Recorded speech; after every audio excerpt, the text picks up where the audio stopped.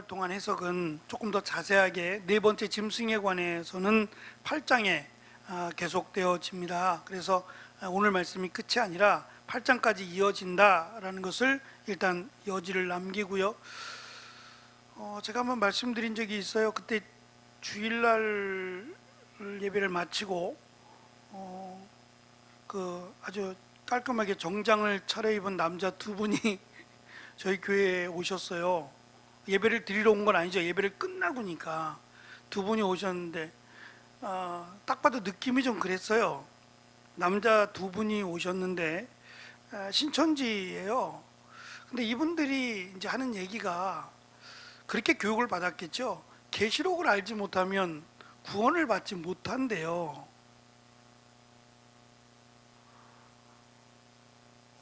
그 제가 오늘 말씀을 준비하면서 그 생각이 들었어요. 계시록에만 있는 말씀이 있고 계시록에 있는 말씀의 근거가 계시록이 갑자기 생겨난 말씀이 아니라 계시록이 어찌 그들이 말한 대로 완성된 말씀이라면 이 완성이 되기까지 시작된 말씀이 있을 거 아니에요. 그것이 쭉 예언되어 와서 마무리, 요한계시록, 마지막 성경이라고 하는 요한계시록의 마무리를 짓지 않겠느냐 말이에요. 그러면 계시록에 담긴 여러 내용들이요, 계시록을 막 여러 번 읽었고 계시록에 있는 말씀을 다 이해하지 못하더라도 일단은 그 문자적으로 그 내용을 암송하거나 알고 있다면, 다니엘서에 지금 우리가 봤잖아요. 한때, 두때, 반때 익숙하죠? 12장에 가면 또 숫자가 나와요. 이런 숫자들이나 상징적인 이미지들, 네 짐승이나 뭐 뿔이 3개가 있고 뿔이 빠지고 이런 거 다 보신 거잖아요, 계시록에서. 그러니까 계시록에 있는 말씀이 성경이 나타나지 않는 마치 생소한 말씀이 아니라 이미 다니엘서에서부터 예언되었던 말씀이에요. 그러면 계시록만 알아야 구원받는 게 아니라 다니엘서도 알아야 돼요. 또 이사야서에 있는 내용도 많이 가져가거든요. 그럼 이사야서에 있는 내용도 알아야 돼요. 그래야 연결이 돼요. 이건 억지예요. 요한계시록만 마지막에 기록되어 있기 때문에 이제 그런 무리수를 두는 건데, 요한계시록이 끝이 아니에요. 적그리스도는 예수님이 오실 때까지, 예수님이 마지막 재림하실 그때까지 적그리스도가 온단 말이에요. 그러니 네 번째 짐승밖에 없겠어요? 순차적으로 지금 바벨론이나 아수르나 그다음 메데페사나 그다음에 헬라 그리고 로마까지를 봤단 말입니다. 그럼 로마가 끝난 지가 얼마나 됐는데요? 그렇잖아요. 로마가 멸망한 지 얼마나 됐는데, 그리고 로마 다음에는 나라들이 없어요?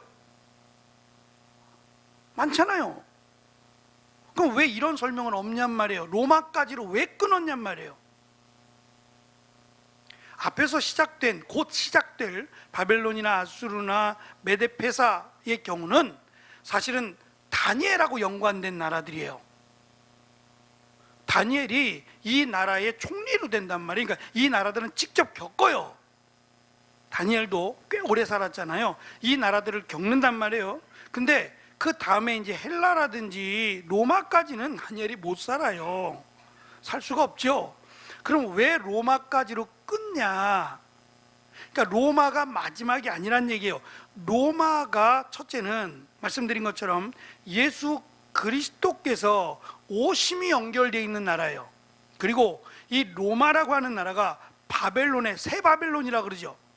바벨론에 또 다시 반복되는 거예요. 그러면 만약에 5번째, 6번째, 7번째 짐승들을 이야기하려면 뭐 또 다른 바벨론, 제3의, 제4의, 제5의 바벨론 이렇게 설명하면 돼요. 그러니까 굳이 로마 이후로 설명할 이유가 없는 것은 로마가 마침표를 찍는 게 아니라 로마가 상징하는 이 적그리스도를 상징하는 나라가 반복될 거기 때문에 그래요. 예수님이 오실 때까지는 이런 나라들이 계속될 것임을 염두에 두고 지금 로마에서 끝을 낸 거지, 로마가 끝이 아니라는 거예요. 그러니까 요한계시록은 과거, 현재, 미래가 다 담겨 있다 그랬죠. 그러니까 이걸 통해서 하나님을 설명하잖아요. 전에도 계셨고 지금도 계시고 장차 계실 분. 이 말은 과거나 현재나 미래나 다 하나님이 계신 거고 하나님이 다스리고 통치하세요. 변함이 없으시는 하나님임을 강조하기 위함이고, 이 하나님의 약속이 사실은 큰 변화를 가져온 것이 예레미야서에서 기록된 그 새 언약이라고 하는 아주 특별한 표현인데요. 하나님이 약속을 주셨어요. 언약을 주셨단 말이에요. 근데 이 언약을 무시하고 하나님을 버리고 배반해 버렸어요. 그럼 어떻게 해야 돼요? 멸망받으면 돼요. 그게 하나님의 심판과 구원이에요. 나의 말에 순종하는 자는 하나님이 복을 줄 것이고 내 말을 거역하는 자는 심판할 것이다. 결국 이것이 하나님의 율법, 하나님의 언약이었단 말이에요. 이 언약대로 가면 하나님을 버리고 우상을 섬기고 죄악을 행했으니까 심판하시면 돼요. 그런데 하나님이 심판받아 마땅한 그때에 새 언약을 하나 주시겠대요. 무슨 언약이냐? 이제는 누구도 내가 이만큼 했으니 구원받았다라고 말할 수 없는 그때에 정말 무조건적인 하나님의 은혜로 우리를 구원하시겠대요. 그리고 이제 하나님 당신이 이 땅에 오시겠다는 거예요, 인간으로. 그래서 그를 믿는 자를 하나님이 구원하시겠답니다. 이것이 새 언약이에요. 그러니까 지금 다니엘이 어디까지를 다 알고 있는지 모르겠어요. 오늘 말씀을 보면 앞에서는 다니엘이 꿈을 해석하고요, 꿈을 알고요, 꿈을 해석했어요. 근데 지금 다니엘이 환상을 보았단 말이에요. 7장에서 환상을 보았는데 이 환상이 궁금해요. 무슨 말이냐면 환상을 본다고 다 한 게 아니에요. 다 아는 게 아니라고요. 가르쳐 주셔야 아는 거예요. 그러니까 앞에서 다니엘이 느부갓네살 왕의 꿈을 안 것도 알게 하셨기 때문이고 해석한 것도 해석하게 하셨기 때문이라는 얘기예요. 그에게 탁월한 능력이 아니란 얘기예요. 그랬다면 이 다니엘이 꿈으로 본 환상도 다 해석할 수 있어야 돼요. 근데 그게 아니라 궁금해서 오늘 말씀해 보면 천사들 가운데 하나에게 나로 이것을 가르쳐 달라고, 해석해 달라고 설명을 요청을 하잖아요. 그러니까 다니엘이 이 본 환상을 다니엘도 다 아는 게 아니라 깨닫게 하셔서 그것을 알게 하셨다라는 것을 염두에 두고, 어디까지냐라고 하는 것은 사실은 물음표예요. 왜냐면 그것을 일일이 다 기록하는 데 목적을 두지 않기 때문에 그것을 다 기록하지는 않습니다. 하지만 이것을 통해서 중요한 것은 지금 포로로 잡혀있는, 도저히 자유라고 하는 것을 꿈꿀 수 없는 이스라엘 백성들에게는 희망을 주는 거예요. 근데 이 지금 우리가 읽은 7장 마지막 절까지의 환상에 대한 해석은 짓밟히리라는 거예요. 계속해서 짓밟힌다는 내용만 나오죠. 첫 번째, 두 번째, 세 번째, 네 번째 짐승, 특별히 네 번째 짐승에 의해서 짓밟히고 깨지고 부서지고 하는 내용들이 나와요. 사실은 그 중간에 이미 이스라엘은 예루살렘으로 돌아가요. 상당히 많은 수가 예루살렘으로 돌아가요. 그리고 예수님이 오시는 거예요. 그 다음에 로마가 등장하고, 예수님 오시기 전에 로마가 시작이 되지만 예수님이 오시고 나서 로마가 시작이 되고 로마에 의해서 이스라엘이 완전히 멸망하게 돼요. 그러니까 그런 부분은 사실 여기 없단 말이에요. 중간에 이스라엘 백성들이 자유를 얻게 되고 또 이스라엘 백성들이 그 예루살렘으로 돌아간다라고 하는 내용이 없잖아요. 그러니까 지금은 그것이 목적이 아니다라고 하는 것을 우리가 알 수 있습니다. 페이지를 정리하다 보니까 절은 많지 않은데 15절부터 28절인데 내용을 조금 더 드려야겠다는 생각이 들었어요. 그래서 거의 꽉 채워서 8페이지까지 내용을 드렸어요. 그래서 제가 이걸 다 설명할 수는 없고 중요한 부분만 설명을 드릴 테니까 그 나머지는 그냥 읽으시면 될 거예요. 읽어보시면 우리가 계시록 돼 있으니까 읽어보시면 이해가 되겠습니다. 이 페이지에 가시면 다니엘이 이제 질문을 합니다. 네 번째 짐승에 대한 질문이에요. 17절에 가면 이제 대답을 합니다. 천사가 그 네 짐승은 세상에 일어날 네 왕이라. 바벨론, 메데바사, 메데페사, 페르시아, 헬라, 로마를 가리킨다라는 거죠. 각각 느부갓네살, 고레스, 알렉산더, 그리고 이제 로마의 왕들이 나와야 되는데, 로마의 왕이 예를 들면 카이사르가 나와야 되는데 이런 설명이 없는 거예요. 그냥 로마는 10명의 왕이다 라고만 나와요. 그러니까 이것도 다른 그 왕들과는 좀 다르죠. 4명의 왕이라 그랬으면 한 명 그래야 되는데, 로마는 그 한 명의 왕의 왕을 설명하지 않고 10명의 왕을 설명해요. 5페이지로 잠깐 가시면 이 10명의 왕에 대한 학자들의 주장인데요, 로마 제국 이후에, 5페이지 위에 두 번째 줄입니다. 로마 제국 이후에 일어날 10개의 나라라고 주장하기도 하고, 어떤 학자는 로마 제국의 10명의 통치자, 왕을 가리킨다라고 주장을 해요. 그래서 카이사르부터 도미티아누스, 도미티안이라고도 불리는데요, 이 도미티안이 바로 요한계시록에서 등장하는 왕이에요.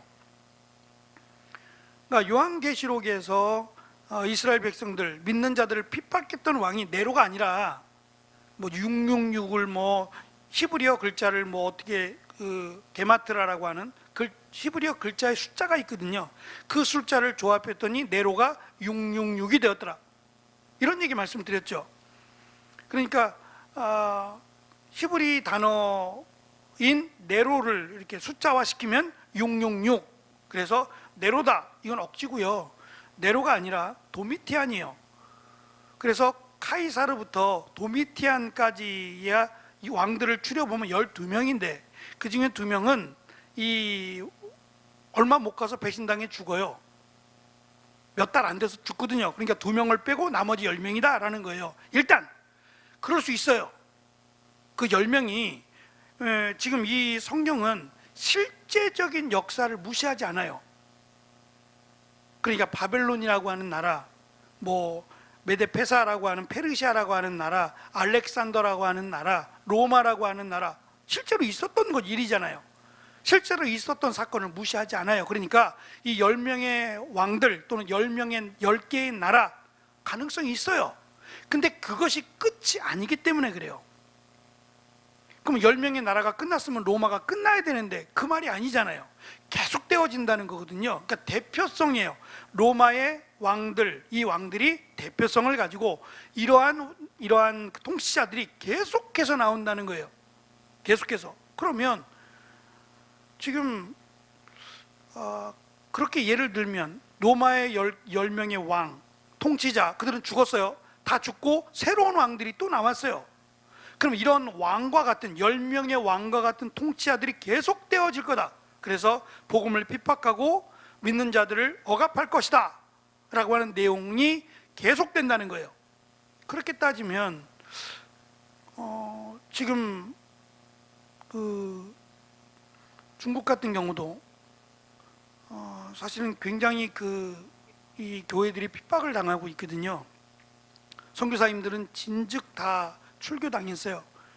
거의 대부분 중국에 있던 선교사님들은 다 출교당했어요. 그래서 지금 다른 나라, 중동아시아 쪽으로 많이들 가셨는데, 그리고 실제로는 이 중국에 세워진 교회조차도 지금 그 예수만을 전하지 말라 그래요. 예수만 믿으면 구원을 받는다고 하지 마라. 그러니까 복음을 훼손하고 있어요. 그러니까 그렇지 않으면 목사직을 그만두거나 아니면 감옥에 가야 돼요. 우리가 몰라서 그렇지 지금 그 중국 쪽은요, 이 복음에 대한 핍박이 굉장히 강합니다. 그러니까 이렇게 보면 중국도 마찬가지겠고 소련도 마찬가지겠고요. 지금 10명의 통치자, 적그리스도라고 여겨지는 그 통치자 가운데 한 명이라고도 말할 수 있어요. 이런 통치자들이 계속해서 등장할 거다라고 하는 내용으로 이해하시면 좋을 것 같아요. 다시 이 페이지로 가셔서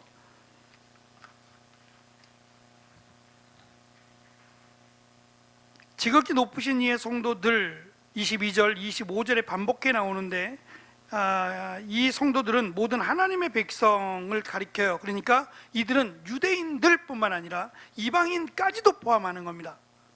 모든 예수 그리스도를 믿는, 하나님을 믿는 하나님의 백성들로 설명이 됩니다.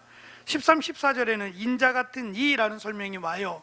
인자라고 하는 건 사람의 아들이라고 말씀을 드렸어요. 그럼 왜 사람의 아들이라고 하는 그냥 일상적인 표현이에요. 우리는 사람의 아들이니까.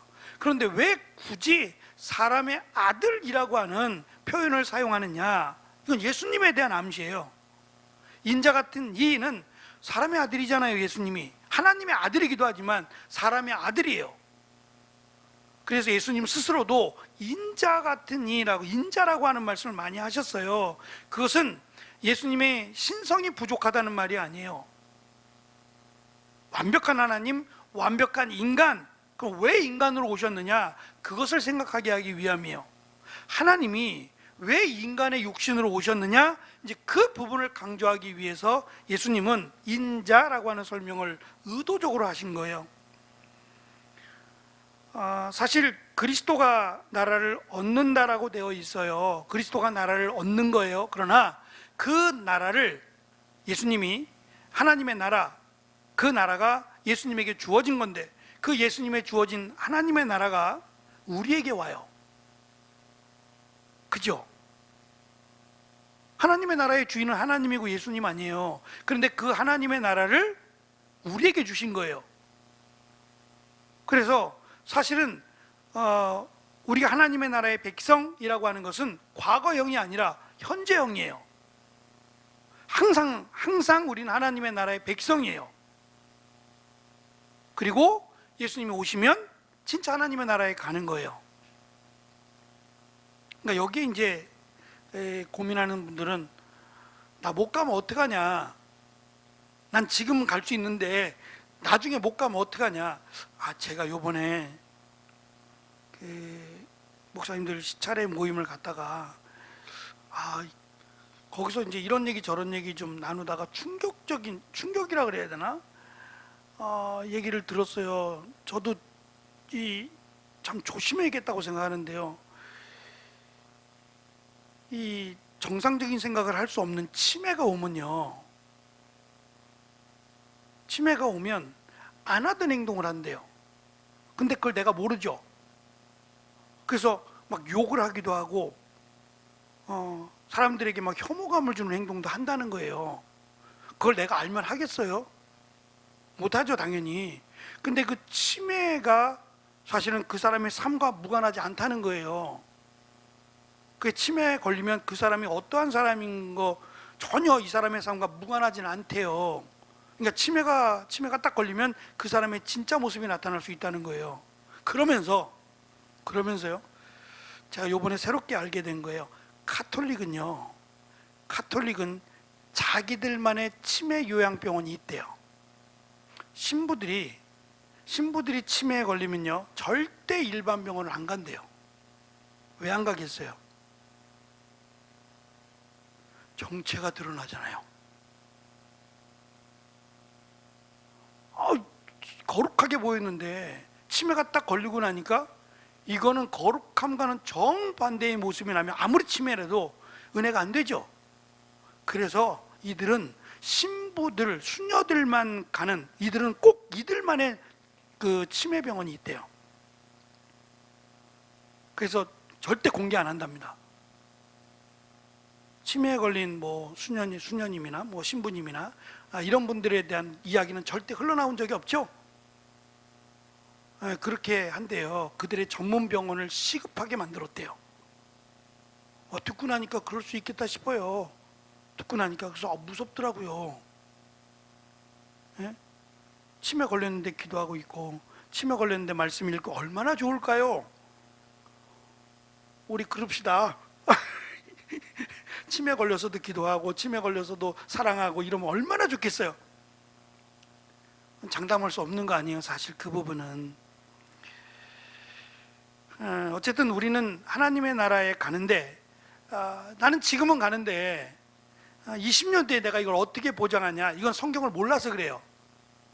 성경을 몰라서 그래요. 첫째는 내가 예수님을 믿는다는 것은 이 입으로만이 아니에요. 믿는다는 것은 입으로도 고백을 하지만 그의 삶으로 고백해요. 그러니까 행함이라고 하는 것은 믿음과 분리되지 않는 거죠. 예수님을 사랑해요. 그러니까 입으로는 사랑하고 예수님을 사랑하지 않으면, 사랑하는 행동이 없다면 이것은 가짜라 그러잖아요, 성경은. 그러니까 우리가 예수님을 믿는다는 것은 말씀드린 것처럼 우리 안에 성령이 임하시는 거예요. 진짜라면 우리 안에 성령이 임하시는 거예요. 그렇다면 내가 부족해도, 그렇다고 마음대로 죄지라는 얘기, 죄 지을 수도 없고, 우리 안에 성령이 계시면 우리가 죄를 짓지 않을 거 아니에요. 예? 죄를 짓지 않으려고 노력할 거 아니겠어요? 그러니까 우리가 예수님을 믿고 우리 안에 성령이 임하시면 걱정하지 않으셔도 돼요. 그 걱정하느니 그냥 더 말씀대로 살아가는 게 속이 편해요. 그러니까 하나님이 우리를 하나님의 백성으로 택하셨다라고 하는 그 안에는 이미 믿었다는 것과 우리 안에 성령이 임했다는 게 전제로 가는 거예요. 그러니까 그런 거 고민하실 거 없어요.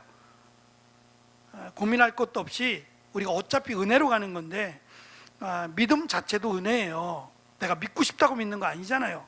믿게 하신 것도 은혜이기 때문에 그런 거로 고민 안 하셔도 돼요. 일단 다니엘을 3페이지부터 제가 맨 마지막까지도 그런데, 다니엘은 이 해석으로 위로를 받긴 하지만 여전히 고민을 해요.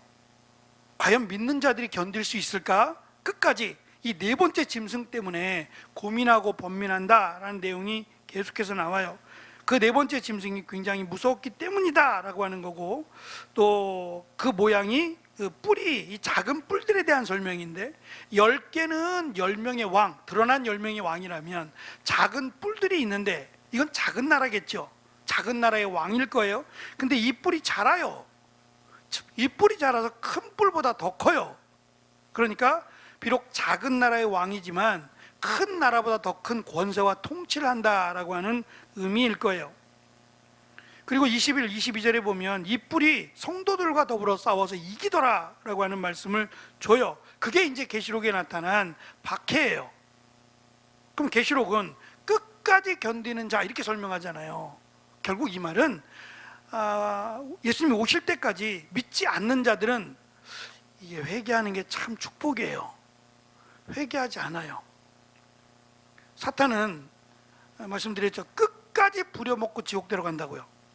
의리가 없어요. 끝까지 부려먹고 지옥 데려가는 게 사탄이에요. 그러니까 사탄은 악마예요. 그냥 처음부터까지 악마입니다. 그에게서 무언가를 기대하지 마세요.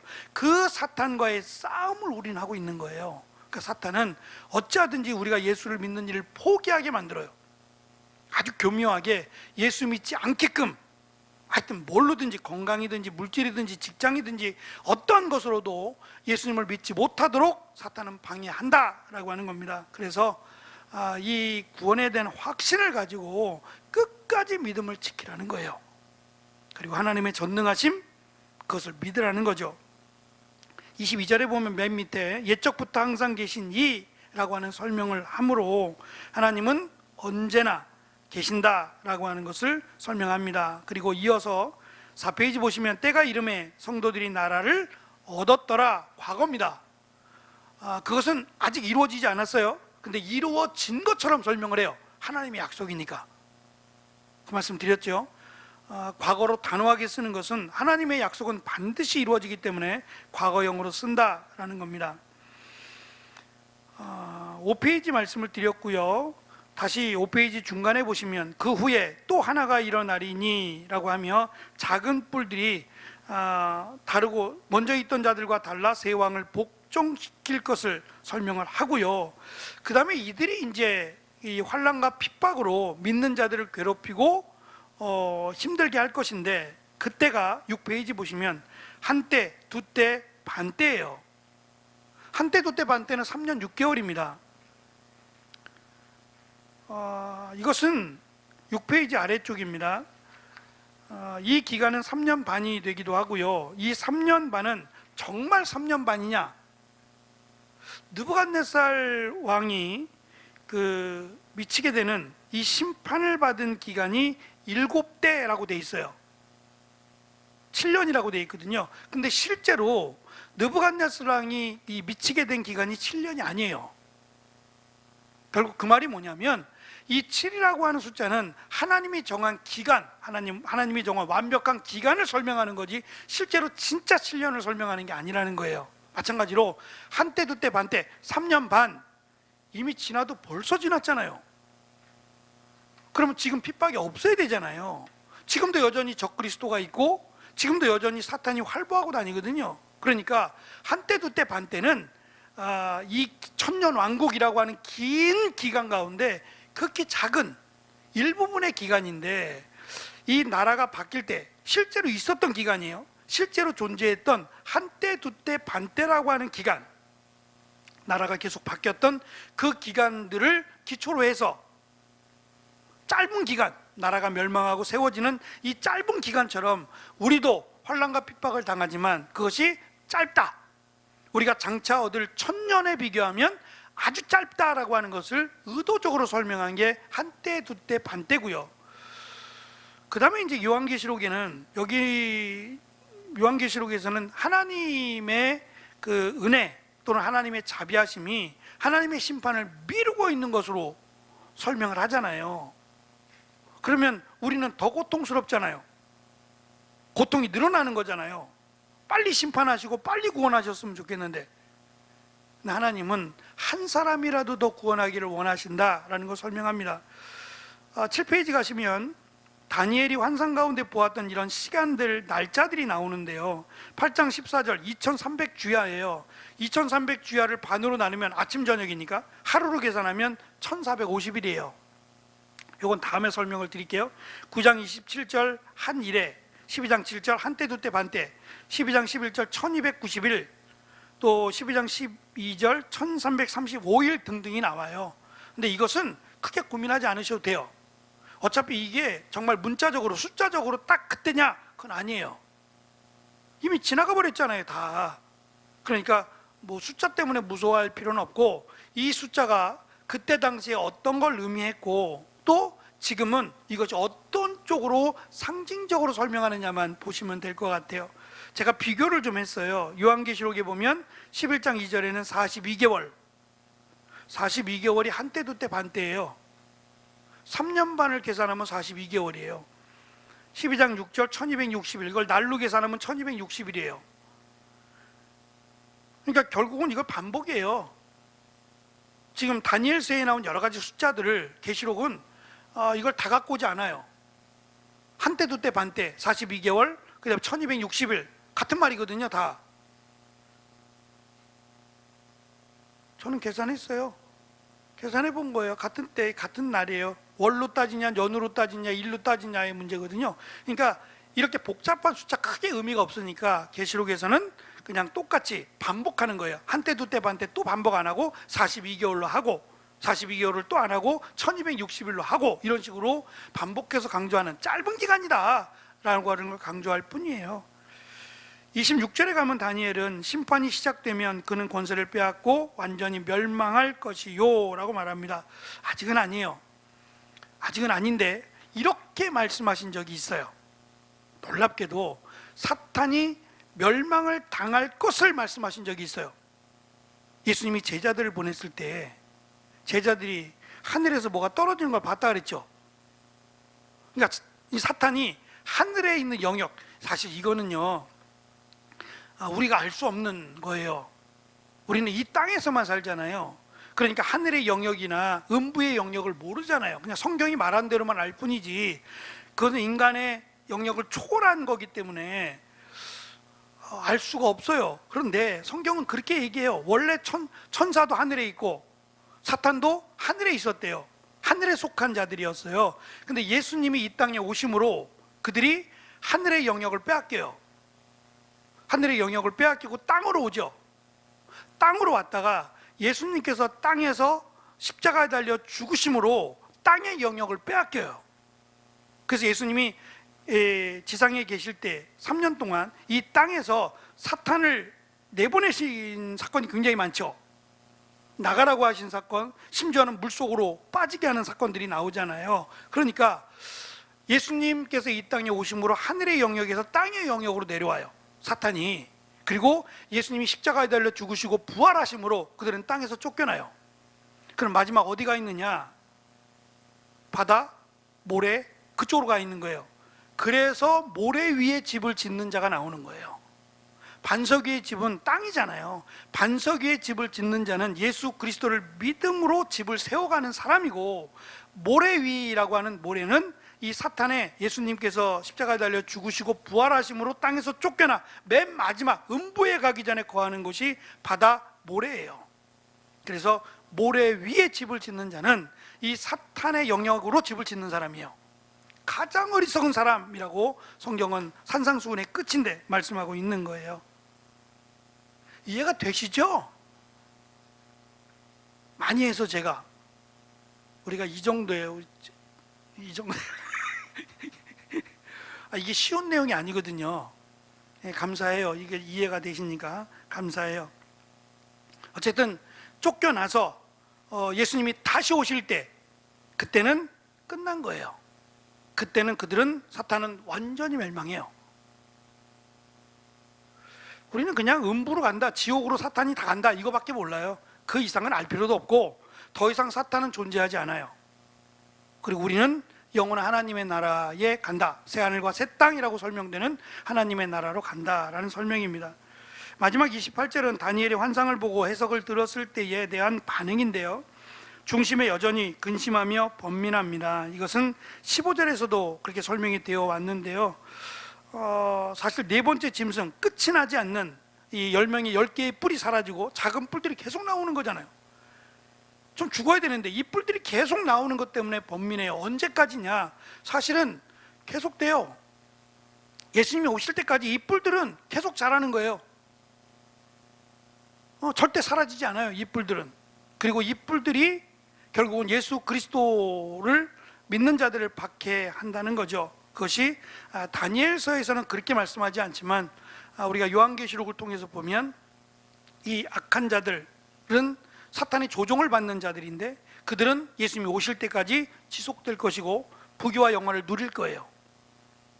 우리를 조롱할 것이고, 그래서 우리가 끝까지 믿음을 지키는 자가 될 것을 계시록은 우리에게 권면을 하죠.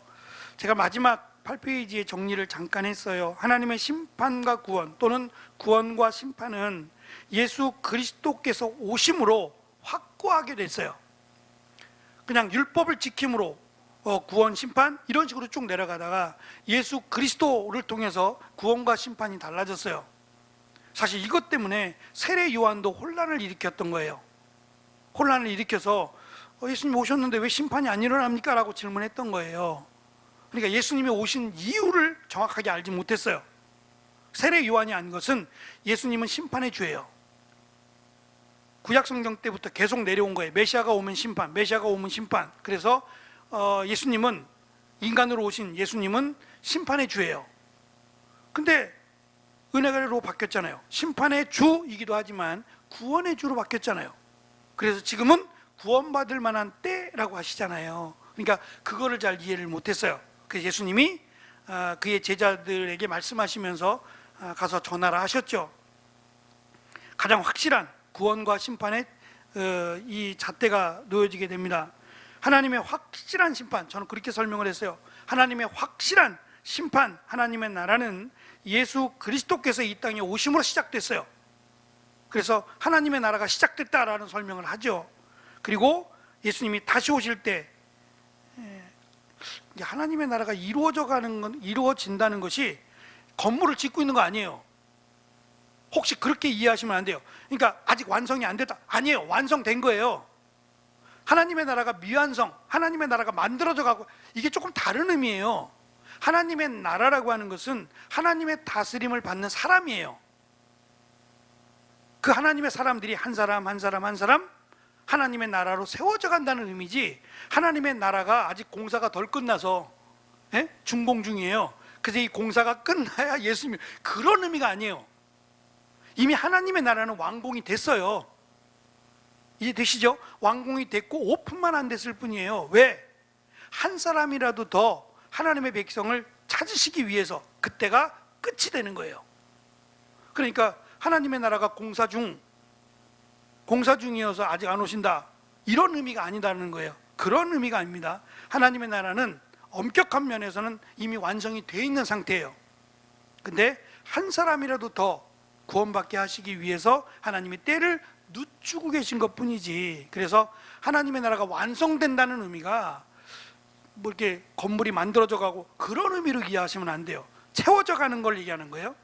믿음의 사람들이 하나님의 때가 될 때까지 14만 4천 명이라고 설명되는, 그러니까 구약의 12, 신약의 12, 구약의 12지파, 신약의 12사도, 거기다가 1000이라고 하는 숫자를 거기다 더한 거예요. 1000 곱한 거예요. 그래서 12, 12, 144가 되죠. 거기다 1000을 더해서 14만 4천이 된 거지, 진짜 14만 4천이 아니라, 그러니까 그 수가 찰 때까지, 하나님의 백성의 수가 찰 때까지 하나님이 완성된 하나님의 나라를 이게 오픈하기를 미루신다라고 이해하시면 돼요. 아직 공사가 덜 끝난 게 아닙니다. 그래서 예수님의 오심으로 하나님의 약속, 이 언약, 구원과 심판에 대한 언약은 확실하게 그때 이루어질 겁니다. 그때까지 적그리스도는 우리와 함께 있을 거예요. 그 가운데서 끝까지 믿음을 지킬 것을, 아마 이제 다니엘서도 나옵니다만, 믿는 자들이 고난을 당할지라도 하나님의 나라에 들어가는 건 변하지 않아요. 변하지 않습니다. 이미 하나님의 나라에 제가 들어가고 있다라고 말씀을 드렸죠. 먼저 예수 그리스도를 믿고 죽은 자들은 가고 있는 거예요. 하루가 1000년 같고 1000년이 하루 같은 하나님이 눈 깜빡할 사이에 들어갈 거 아니에요. 그러니까 그들은 이미 다 가고 있어요. 근데 갔다라고 설명을 한다 그랬죠. 어차피 들어가니까 갔다라고 설명하는 거예요. 바꾸는 일 없어요. 지옥으로 가다가 부모님이 자식들이 헌금해가지고 갑자기 지옥 가던 길을 바꿔서 천국, 이런 거 없어요. 이런 말도 안 되는 거짓말이 어디 있어요. 살아있을 때 예수 그리스도를 믿지 않으면, 물론 이거 결정은 하나님이 하세요. 제일 사실 어려운 것은 저 사람의 믿음이 불분명할 때가 제일 어려워요. 그래도 그 결정은 하나님이 하실 거 아니에요. 이제 가보면, 이 장례식장에 가보면요, 교회를 안 나왔어요. 교회를 안 다니시다가 돌아가셨거든요. 그러면 뭔가 이 구원받았다는 근거를 찾아야 되잖아요. 교회를 안 나오셨다는데 그럼 어떻게 이분이 구원받는 줄 알아요? 그러면 꼭 그래요. 주일학교 때 나갔대요. 어릴 적에는 신앙생활도 열심히 했고 뭐 그런 얘기 꼭 하세요. 심지어는 세례도 받았다고, 이런 얘기도 꼭 하세요. 그럼 제가 이걸 근거로 구원받았다고 말할 수가 있어요?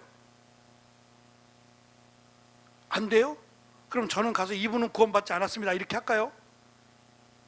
그러니까 그것조차도 저는 몰라요. 사실은 모릅니다. 제일 어려워요. 정말 그가 교회만 안 다녔지, 뭐 아파서 그랬는지 모르겠지만 정말 예수님을 믿었는지는 하나님은 아실 거 아니에요. 그러니까 제가 그걸 함부로 결정할 수는 없어요. 그래서 바라기는 확실하게 말할 수 있게끔 해주세요. 이분은 정말 천국에 갔습니다 라고 확실하게 말할 수 있으면 그것보다 좋은 게 어디 있겠어요. 그것보다 정말 기쁘고 감사한 장례식이 어디 있겠어요. 그러니까 그렇더라도 확신 있게 제가 말할지 못할지라도 그분들은 어째서라도 이분이 천국 가길 바라거든요. 참 고민스러워요. 고민스럽고 지혜롭게 장례식을 해야 된다라고 하는 것 기억해 주세요. 어찌됐든 이 구원에 관한 문제는 하나님의 영역이다. 우리가 함부로 결정할 수 없는 하나님의 영역이다라는 것 기억하시고, 내가 할 일은 끝까지 믿음을 지키는 겁니다. 어떻게 되든 간에 끝까지 예수님을 믿는 믿음, 그 믿음을 지키는 것이 우리가 해야 될 일이다 라고 하는 말씀을 드리겠습니다. 기도하겠습니다.